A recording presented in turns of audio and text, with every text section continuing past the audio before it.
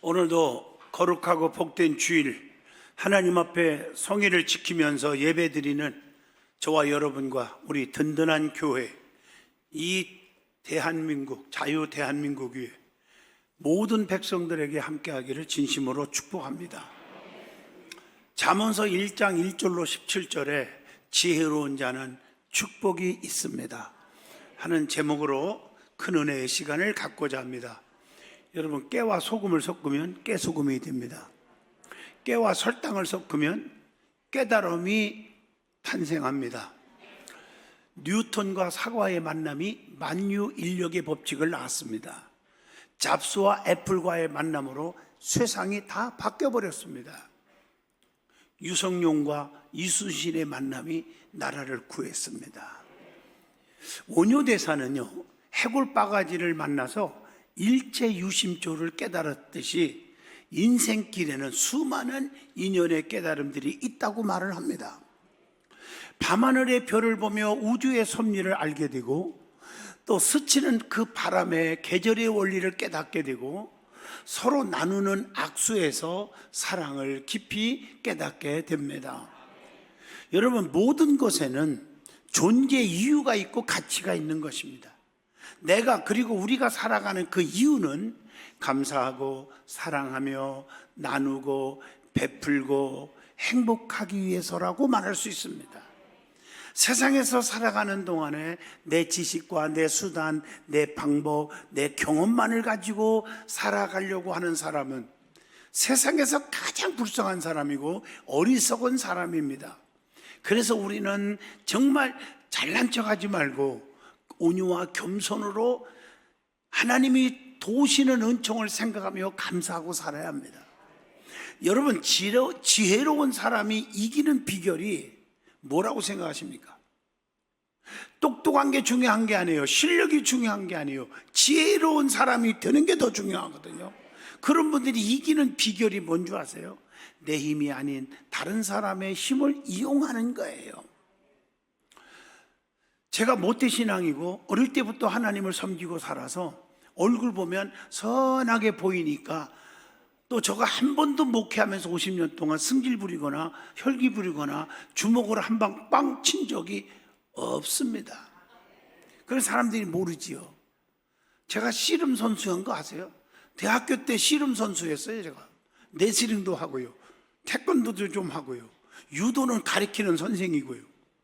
좀 믿어주면 안 되나요? 깜짝 놀라지 않았어요? 근데 이 모든 운동도요, 상대방의 힘을 이용하는 지혜가 있을 때 쉽게 이길 수가 있어요. 내가 예를 들어서 여러분 그냥 잡아 당기려고 하면 무조건 힘으로 하려고 하니까 안 되지만, 상대방이, 잘 들으세요, 내게 끌려오도록 하는 거예요.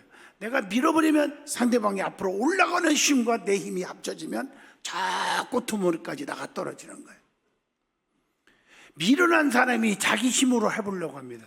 그래서 스가랴 4장 6절에 힘으로 안 됩니다, 능으로 안 됩니다, 오직 여호와의 신으로만 되느니라. 여러분, 학벌 가지고 똑똑한 거 가지고 잘난 거 가지고 집안 가지고 부모 덕으로 아닙니다.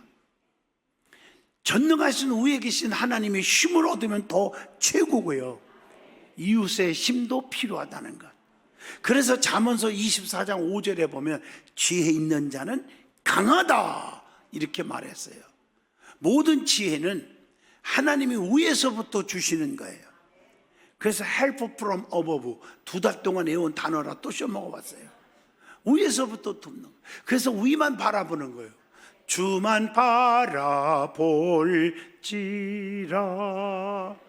괴로울 땐 장양이 얼굴 보라 없어, 하나님 바라보라 그랬죠. 그래서 지혜는 세상을 이기는 영적인 능력이 있다고 했어요. 옳고 그름을 판단하고 영적인 것인지 육적인 것인지를 판단할 줄 알고, 무엇이 선이고 뭐가 악한 것인지, 저 사람하고 끼리끼리 교제를 해야 될 사람인지 저 사람하고 교제를 하지 않아야 될 사람인지 분별하는 게 지혜입니다. 많은 사람들은 겉보고 판단하니까 실패하는 거예요. 오늘 본문 말씀은 지혜를 가지면 하나님의 은총과 평강과 축복이 온다는 그런 말씀을 주고 있습니다. 오늘 이 본문의 말씀을 중심으로 지혜를 얻어서 은혜와 축복과 평강을 누리는 저와 여러분이 되어지기를 소망합니다. 제일 먼저 중요한 것은 지혜라는 것은 내 노력으로 되는 게 아니라 하나님으로부터 오는 것이라는 겁니다.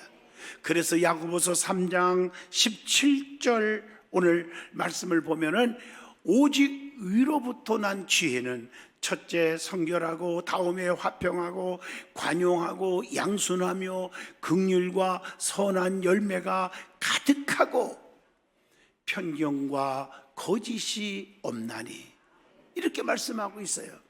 이걸 구체적으로 말하면 첫째 하나님으로부터 오는 지혜가 뭐라고요? 성결이라고 그랬어요. 여러분 헬라 원어 성경을 보면요, 이 성결은 하그노스라는 단어가 있어요.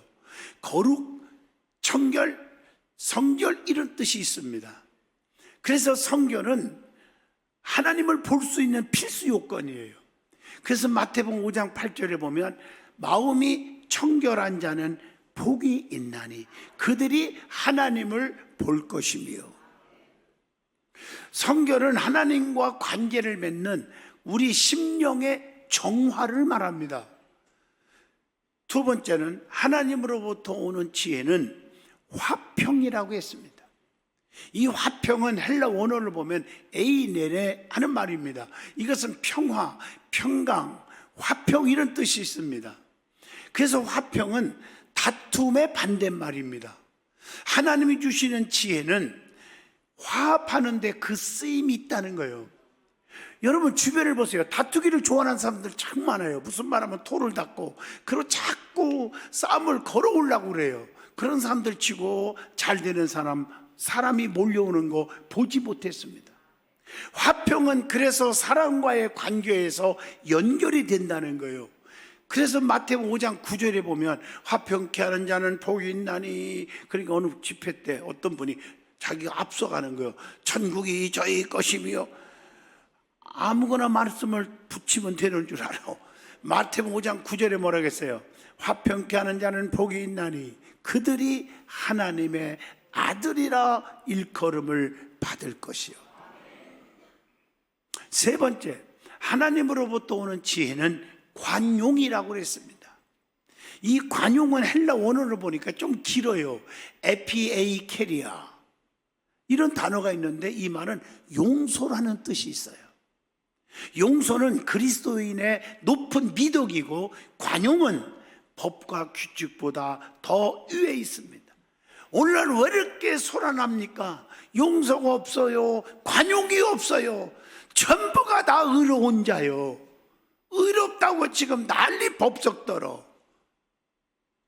이게 문제인 거예요. 오늘 이 설교를 우리 교회 와서 들었으면 좋겠어. 네 번째, 하나님으로부터 오는 지혜는 양순입니다. 양순은 헬라 원어를 보니까 유페이데스라는 단어가 있습니다. 이건 순종을 말하는 거예요. 영어로 obey. 정말 성경 말씀 전체를 보면 순종이 제사보다 낫고, 이 순종 한 번 하는 게 1000번 만번 예배 드리는 것보다 낫다는 거예요. 말씀을 들어야 뭐예요?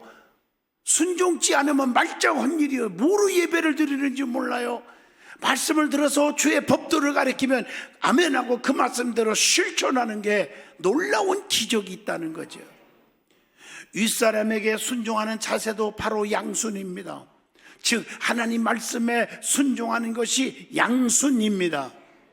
다섯 번째, 하나님으로부터 오는 지혜는 긍휼이라고 했습니다. 긍휼은 헬라 원어로 보니까 엘레오스 이런 단어가 있는데 자비라는 뜻입니다. 긍휼은 남을 불쌍히 여기고 동정하는 마음입니다. 그래서 긍휼의 결과는 선한 열매를 반드시 맺게 해주신다는 거예요. 여섯 번째, 하나님으로부터 오는 지혜는 편벽이라고 했습니다.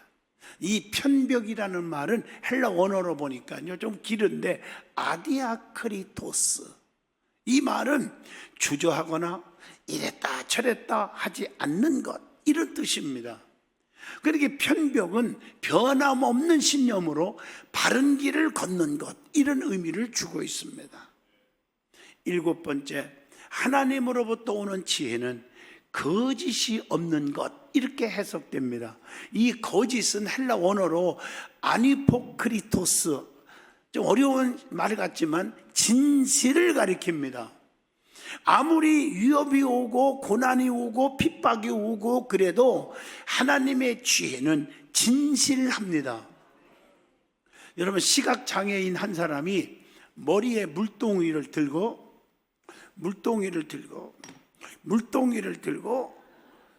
손에 등불을 든 채 걸어오고 있었습니다. 마주오던 사람이 이렇게 물어봅니다. 아니, 당신은 앞을 볼 수 없는데 왜 등불을 들고 다닙니까? 그러자 이렇게 대답을 합니다. 당신이 제게 부닥치지 않게 하기 위해서입니다. 이 등불은요, 내가 아닌 바로 당신을 위한 것입니다. 멋지지 않습니까? 오늘 그런 자세를 몇 명이나 갖고 살까요?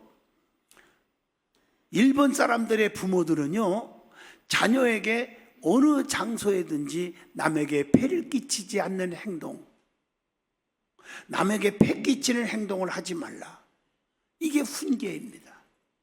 미국 부모들은요, 자녀에게 남에게 양보해야 한다, 이걸 가르쳐 줍니다. 그에 반해서 한국 사람들의 부모들은 자녀에게 어떻게 가르칩니까? 절대 남에게 지지 말라. 코피 터져갖고 싸우고 맞고 왔어. 징징 울을 때 나가! 그놈 2방 때려 부수고 와! 이게 한국 사람들의 부모의 모습이라고 말을 합니다. 우리에게 배려와 겸손이 쉽게 자리를 잡지 못하는 이유를 잘 설명해 주는 이야기가 아닐까요?